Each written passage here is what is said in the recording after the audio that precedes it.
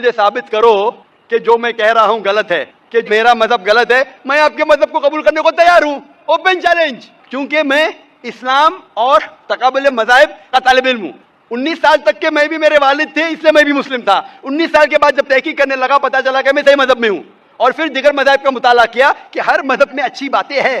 हर मज़ाहिब में बदलने के बाद भी, उस मजहबी किताब में बदलाव आने के बाद, करप्शन आने के बावजूद भी सही चीज लिखा है कि ईश्वर एक है, उसके अलावा किसी की इबादत नहीं करना चाहिए। इसकी मतलब हमारी जो बड़ी बुजुर्ग है, जैसा आप लोग शिक्षा देते हैं हम लोगों को, ऐसा हमारी जो बड़ी बुजुर्ग शिक्षा देता है वो गलत है। काफी चीज सही है, काफी चीज गलत है। मैं आपके बड़े से बड़े गुरु के साथ भी डिबेट किया हूं, डिबेट डायलॉग। एक आपका हिंदुस्तान का बहुत माना हुआ श्री श्री रविशंकर के बारे में सुना आपने? श्री श्री रविशंकर सुने? ये लोग जैसे आपने किताब पढ़ के जानते हो, ये लोग भी किताब पढ़ के जानते हैं। ओरिजिनल में किसने देखा है? बिल्कुल सही। वो कहता है 4 साल से मैं भगवत गीता मुंह जबानी जानता हूँ, भगवत गीता का एक भी हवाला नहीं दिया। ऐसा नहीं है, ईश्वर ऐसा नहीं आते। अपने किताब उनकी कहते हैं, इस जन्म का बोल सकते हैं, कितनी जन्म का कैसे बोल सकते हो? बिल्कुल सही। तो मैं कहता हूँ कि आपके जो विद्वान बड़े से बड़े हैं, जो पीएचडी, उनसे कहता हूँ आओ हम डिस्कस करें हिंदुइज्म में क्या लिखा। अगर वो इस्लाम को नहीं जानते, इस्लाम को बाजू रखो। मैं साबित करूंगा आपकी किताब से, आपकी किताब के जरिए कि खुदा एक है। मैंने इतने हवाले दिया। मैं पूछता हूं अगर मैं गलत हूं तो कहना चाहिए जाकिर ये गलत है, तुम्हारी मानी गलत है। मैं कहता हूं कि आपकी किताब कहती है यजुर्वेद अध्याय नंबर 32 श्लोका नंबर 3 और श्वेताश्वेतर उपनिषद में अध्याय नंबर 4 श्लोका नंबर 19 में न तस्य प्रतिमा अस्ति, और प्रतिमा की मानिए अक्स। उस खुदा, उस ईश्वर, उस अल्लाह की कोई प्रतिमा नहीं, कोई अक्स नहीं, कोई फोटोग्राफ नहीं, कोई पेंटिंग नहीं, कोई पिक्चर नहीं, कोई बुत नहीं, कोई मूर्ति नहीं। फिर आप मूर्ति पूजा क्यों करते हैं? मूर्ति नहीं पूजा करेगा तो ईश्वर तो रख सकते, जैसे शिक्षा दिया गया, किताब में लिखा गया है। अगर शिक्षा मूर्ति गलत पूजा नहीं दे करेगा, इसकी मतलब जो मूर्ति पूजा ही करो, मूर्ता को देखो, गीता में महाभारत में मूर्ति नहीं है, वो पढ़ो। लेकिन आप उसमें भी तो शिक्षा है, वो कान में दो। आप मूर्ति पूजा करते हैं क्या नहीं बहन? मैं करती हूँ, ऐसा नहीं करता नहीं, मगर गलत करती हूँ। मगर वो बात नहीं बोल रहा कि मैं गलत नहीं करती हूँ। अगर आपकी सहेली कह रही है 2 + 2 5, तो आप उसको सुधारेंगे कि नहीं? हाँ, सुधारना तो मैं भी चाहूंगा कि मैं आपको हिदायत दूं। मैं कह रहा हूं कि अगर मूर्ति पूजा कुरान में लिखा गलत है, उसको बाजू रखो। आप कुरान में नहीं मानती, आपकी धार्मिक किताब में लिखा है मूर्ति पूजा गलत है, मैं हवाला दे रहा हूँ। हाँ, तो फिर आप क्यों कर रहे हैं? मगर ईश्वर को बुलाना, जैसे उनको शिक्षा दिया गया इस धर्म को ऐसा बुलाया जाए, ईश्वर को ही बुलाया जाता है। एक एक चीज पे डिस्कस करें फिर दूसरी चीज पे जाए। मेरा पहला सवाल है, मूर्ति पूजा जब गलत है तो क्यों करती है? आप बुत परस्ती क्यों करती है? अभी उन पुरखों ने वो ऐसा कर क्या, आज की तो बात नहीं, हमने मना कर दिया, चलो हमने नहीं कर रहा हूँ। मगर ये पुरखों जब भी जमाना से करके आ रहा है, ये लोग तो नहीं बोलेगा जैसे हम नहीं करेंगे, हम नहीं करेंगे, वो तो नहीं कर सकते ना। अगर रुमाने से देहात में सिखाया जा रहा है 2 + 2 5 है, तो आप उसको मानेंगी? मेरे पुरखे कहते थे दुनिया चपटी है, मैं मानूंगा? मेरे पुरखे कहते थे दुनिया चपटी है। मैं पूछता हूँ दुनिया क्या है आज? दुनिया चपटी है क्या? दुनिया गोल है? गोल है। माशाल्लाह, आप तो विद्वान है, आप तो जानती है। तो अगर मेरे बाप दादा कहते थे दुनिया चपटी है, तो क्या करूं मैं? उनकी बात को मानूं क्या छोड़ दूं? तो उस टाइम क्या जमाना चलता नहीं था? बिल्कुल सही, आज का जमाना है। आप उस टाइम बल्कि अच्छा जमाना था, अभी का जो जमाना है ना, उस टाइम बल्कि अच्छा था, नीक था। पहले नहीं है। पहले ऐसे प्रचार नहीं होते थे जहाँ करोड़ों लोग एक साथ में देख सकते थे। आज के प्रचार में यहाँ लाखों लोग जमा है, लाखों लोग के साथ साथ टेलीविजन पे करोड़ों लोग देखते हैं, तो आपको कोई बहाना नहीं मिलेगा। करोड़ों लोग के सामने आपको कहा गया है कि मूर्ति पूजा गलत है, फिर भी आप करेंगी तो आपको कोई बहाना नहीं रहेगा। बाकी मूर्ति पूजा गलत है, मगर मैं एक धर्म के बारे में बोला जो उनमें जो लिखाया गया, आपकी कुरान शरीफ में जैसे लिखाया गया, हमारे गीता महाभारत में लिखाया गया, मगर वो पढ़ना तो गुनाह नहीं है ना। मैंने कब बोला कि गीता? मैं भी गीता पढ़ता हूँ। मैंने कब कहा कि गीता पढ़ना गलत है? मैं भी गीता पढ़ता हूँ, मैं बाइबल भी पढ़ता हूँ, मैं यहूदी किताब भी पढ़ता हूँ, वेद भी पढ़ता हूँ। आपने कितना पढ़ा मुझे पता नहीं, मैं पढ़ा नहीं हूँ, मैं अनपढ़ हूँ। मैं लेकिन पढ़ा हूँ। हाँ, आप इसीलिए मैं पहले ही बोला आपके साथ बहस नहीं लड़ सकती, आपकी बराबरी करना भी मेरा काम नहीं है। हाँ, तो मैं आपसे बहस नहीं कर रहा हूँ, मैं सिर्फ इल्तिजा कर रहा हूँ। मगर मैं यही बोल रहा हूँ हमारी पुरखों ये जो करके आया, तो ये क्या गलत है?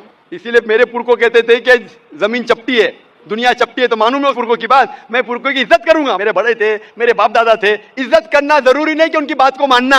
अगर मेरे पुरखे कहते थे 2 + 2 5, तो क्या मानूं? मैं कहूंगा, मैं अदब से पेश आऊंगा, मैं उनको गाली नहीं दूंगा, मैं उनकी इज्जत नहीं निकालूंगा, प्यार से आऊंगा, लेकिन कहूंगा कि आप गलत है। अगर नहीं भी कहूंगा तो कम से कम मेरी जिंदगी में उसके ऊपर अमल नहीं करूंगा। तो मैं पूछना चाहता हूँ कि जब आपकी धार्मिक किताब कहती है, आपकी शोहर की किताब, आप शोहर से शादी किए ना, लव मैरिज था?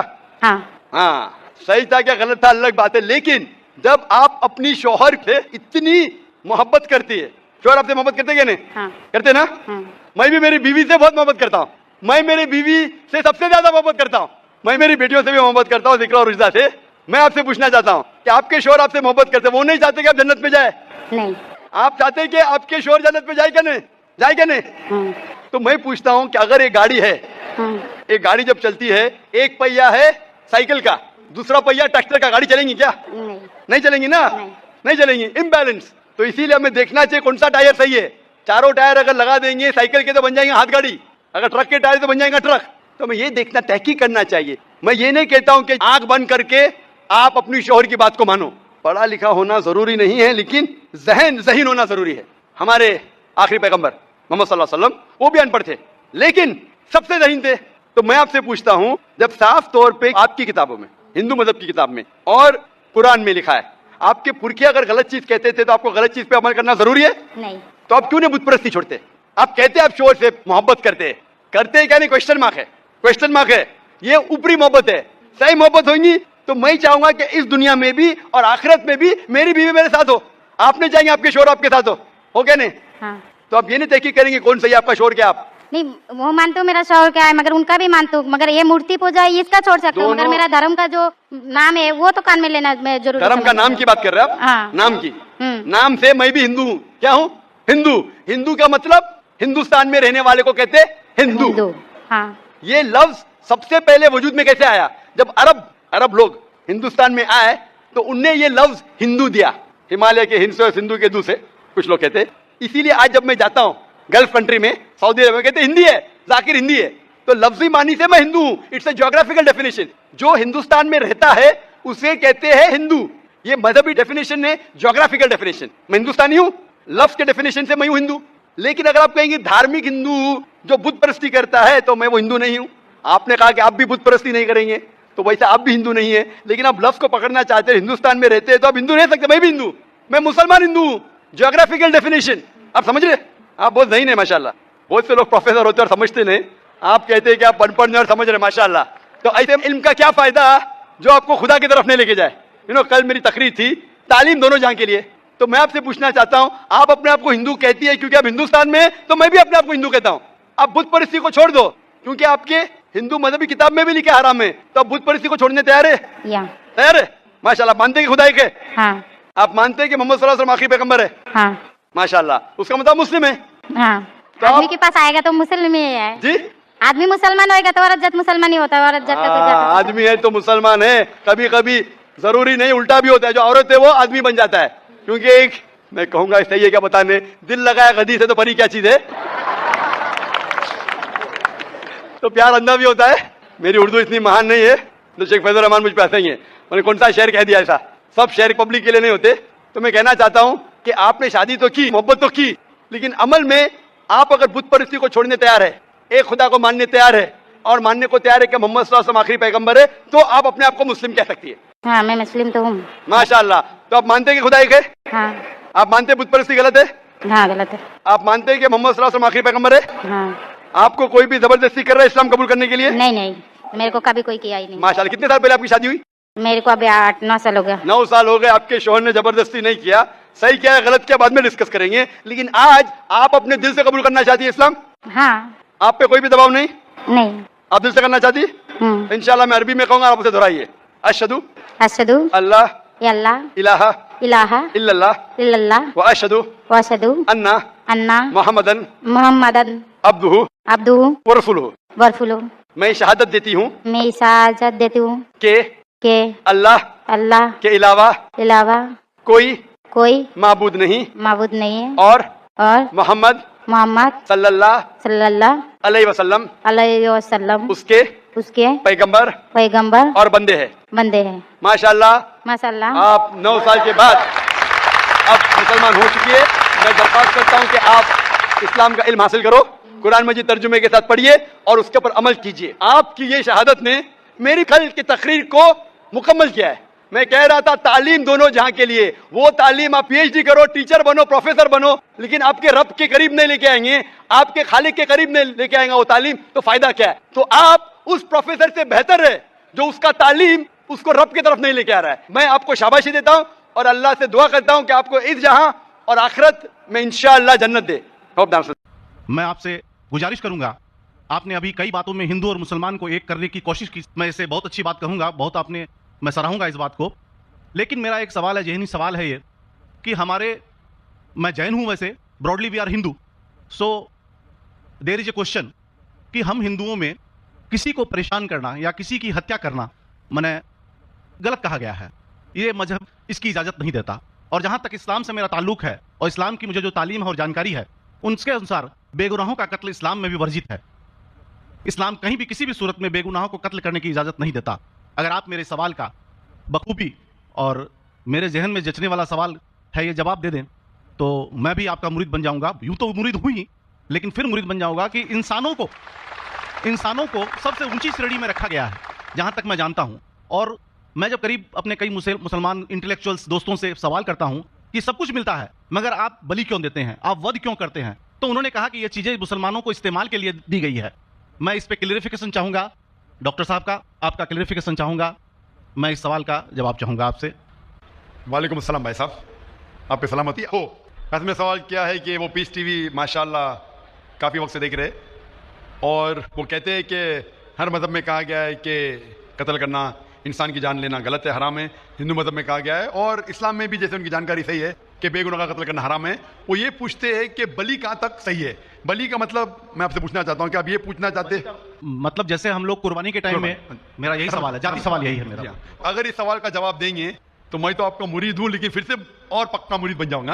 भाई साहब ने कहा कि आप लोग कुर्बानी क्यों देते हैं, और ये कुर्बानी का जो सवाल है कि हम ईद उल ज़ुहा बकरीद में कुर्बानी क्यों देते। कुरान मजीद में अल्लाह ताला फरमाते हैं सूरह हज में सूरह नंबर 22 में कि ना ही गोश्त ना ही खून अल्लाह को जाता है। अल्लाह को ना खून की ज़रूरत ना गोश्त की ज़रूरत। ये कुर्बानी के वक्त अल्लाह को खून नहीं जाता ना गोश्त जाता है, लेकिन तकवा, आपकी पायटी, आपकी परहेजगारी अल्लाह को पसंद है।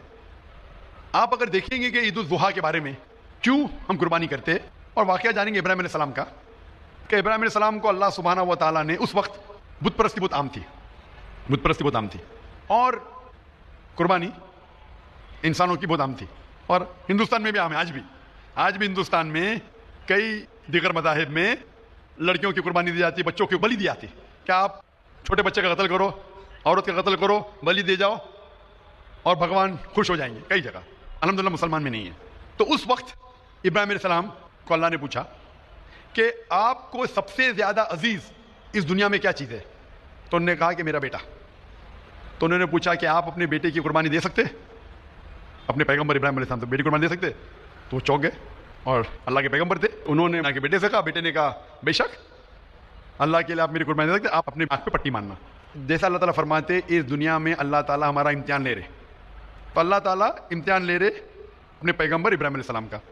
अल्लाह ताला ये भी जानते कि इब्राहिम अलैहिस्सलाम जवाब क्या देंगे, तो इब्राहिम अलैहिस्सलाम अपनी आँख पे पट्टी मारते, और जिस तरीके से हुक्म आता है अपने बेटे की कुर्बानी देने जाते, उस वक्त ही एक भेड़, गोट का शीप आ जाता है और उस शीप की कुर्बानी हो जाती। तो उस चीज़ को याद रखने के लिए आज भी मुसलमान बकरीद के टाइम पे, ईद उल ज़ुहा के वक्त जानवर की कुर्बानी देते।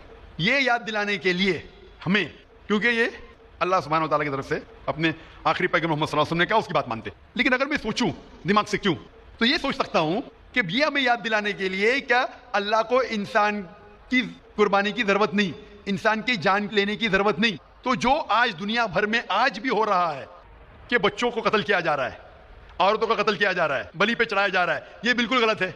और दोनों में आप देखेंगे फ़र्क। अगर कोई दूसरे मज़हब में, या हिंदू मज़हब लो या दीगर मज़हब लो, अगर कोई जानवर की बलि चढ़ाई जाती है तो उधर ही रख दिया जाता है, और अक्सर वो फजूल हो जाता है। हो सकता है कभी कोई चुपके से आके खा ले।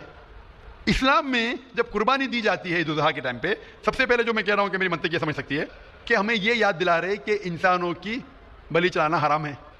और जब हम याद दिलाते हो, जब बकरा काटते हैं या जो भी काटते हैं जानवर, इस वक्त जब हम काटते हैं हम अल्लाह का नाम लेके काटते हैं, और जो भी जानवर की कुर्बानी देते हैं उसके 3 हिस्से कर सकते हैं। एक हिस्सा हम खुद रख सकते हैं, खुद के इस्तेमाल में ला सकते, एक तिहाई हिस्सा। दूसरा हिस्सा हमें हमारे रिश्तेदार में बांटना चाहिए, और तीसरा हिस्सा गरीबों में बांटना चाहिए। जब कुर्बानी दे रहे हम उस जानवर का इस्तेमाल कर रहे, जानवर खाना अलाउड है क्या, वो एक अलग बहस है, जिसके ऊपर आप पूछे तो वो जवाब अलग है कि जानवर खाना सही है क्या गलत है, वो एक अलग डिबेट है। जब अभी नहीं, अगर आप पूछना चाहे तो अगला सवाल पूछ सकते हैं। एक तीसरा हिस्सा हम इस्तेमाल करें, एक तीसरा हिस्सा हम दोस्तों में बांट रहे हैं, हमारे रिश्तेदार में, और तीसरा हिस्सा हम गरीबों में बांटते। तो इनमें गरीबों का फायदा हो रहा है, ना फजूल खर्ची हो रही है, और याद दिलाया जाता है कि इंसानों का कत्ल करना गलत है।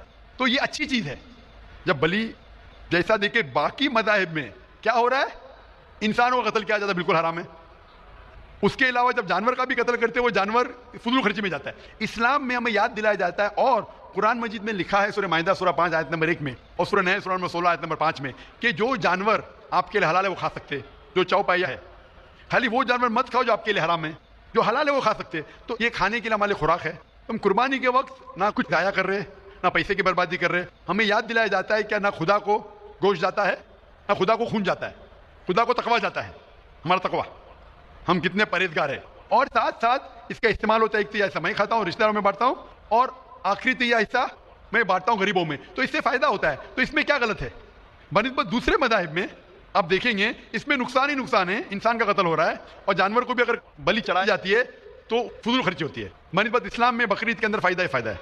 खूब ध्यान से बहुत खूब, आपने ये बहुत अच्छा फरमाया। मैं आपके जवाब से काफी संतुष्ट हूँ। और जाते जाते एक आखिरी सवाल करना चाहूंगा कि अहिंसा को इस्लाम किस नजरिए से देखता है? अहिंसा को इस्लाम किस नजरिए से देखता है? मैं सबका आखिरी सवाल है कि अहिंसा को इस्लाम किस नजरिए से देखता है? आमतौर पे हिंसा हराम है।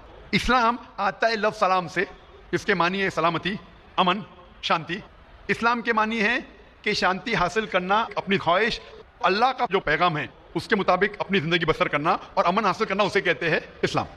हिंसा आमतौर पे हराम है। लेकिन अगर मिसाल के तौर पे हम देखते हैं हर देश में कानून है कि चोरी मत करो, किसी का कत्ल मत करो, लेकिन कानून के अलावा पुलिस भी है कि अगर कोई कानून को फॉलो नहीं करता है, कोई चोरी करेगा तो पुलिस उस वक्त जबरदस्ती कर सकती है, पुलिस फोर्स का इस्तेमाल कर सकती है, पुलिस कभी कभी हथियार का इस्तेमाल करती है अमन और शांति बरकरार रखने के लिए देश में। उसी तरीके से इस्लाम में हिंसा आमतौर पे हराम है, लेकिन हर इंसान शांति नहीं चाहता है। कुछ इंसान जो अशांति चाहते हैं और जो अल्लाह का फरमान पे अमल नहीं करते और शांति को भ्रष्ट करना चाहते, उस वक्त इस्लाम इजाजत देता है कि आखिरी मरहले पे आप हिंसा का इस्तेमाल कर सकते शांति लाने के लिए, हिंसा का इस्तेमाल कर सकते शांति लाने के लिए, खुद के फायदे के लिए नहीं। इसीलिए आमतौर पे जितने भी आप